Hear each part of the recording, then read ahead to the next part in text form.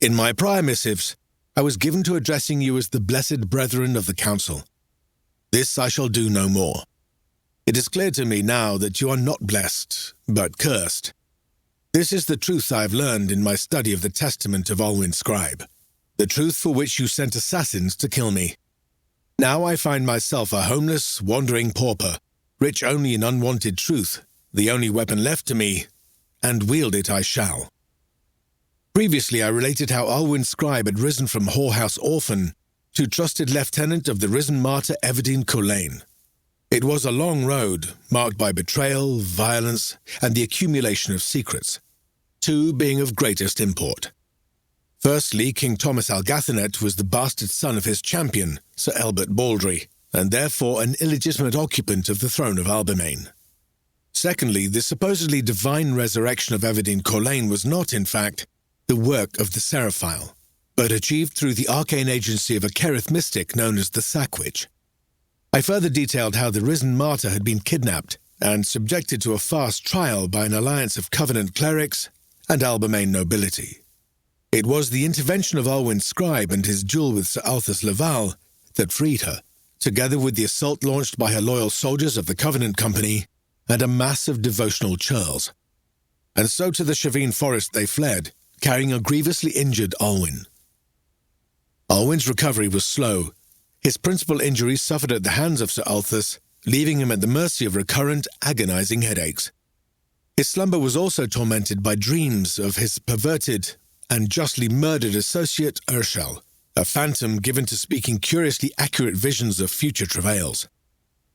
This brief period of woodland skulking was interrupted by the arrival of Evadine's father, Lord Altheric Courlain, bearing an invitation to parley from King Thomas.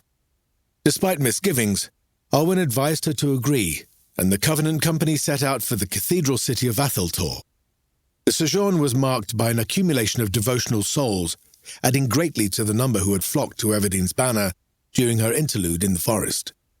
The outcome of the parley at Atheltor is well documented, and therefore requires only a brief summation.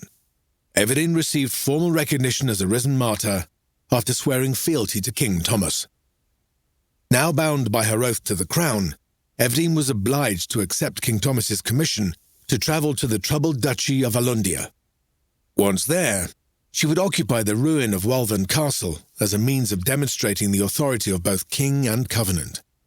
Before setting off, Alwyn sought knowledge of Alundia at the Covenant Library, where he was reacquainted with Ascendant Arnabus, the cleric who had overseen the fast trial of the risen martyr. Finding his suspicions stirred by the cleric's cryptic allusions to the Sackwitch, Alwyn attempted to force more information from him, only to be interrupted by Princess Leonor, sister to King Thomas. During this meeting, Alwyn divined that the princess was chiefly responsible for keeping her brother on the throne via a network of spies. During the journey to Alundia, Alwyn's dreams continued to be troubled by visitations from the odious Urshel. Roused by the pestilent ghost's warning, Alwyn woke in time to save himself and Evadine from an attack by hired assassins, although the identity of their employer remained a mystery.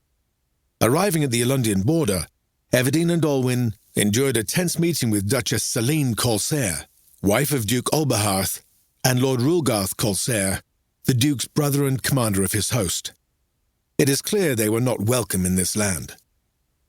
Undaunted, Evadine led the Covenant Company on to Waltham Castle, finding it in a parlous state of repair. Nevertheless, Evadine ordered reconstruction of the stronghold and began patrolling the surrounding country. Alwyn and Willem Dornmal, former lord and childhood friend of Evadine's, now commander of her mounted guard, discovered a burnt-out shrine and several pilgrims slaughtered by fanatical Alundian heretics. Hunting down the miscreants, they captured some and killed the others, freeing the lone survivor of the pilgrim massacre, one Mistress Yulina, referred to by Alwyn subsequently as simply the widow.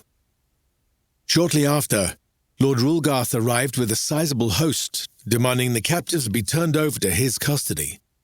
Alwyn is clear that the risen martyr's subsequent actions were driven by a desire to bring the smouldering crisis in Alundia to a head.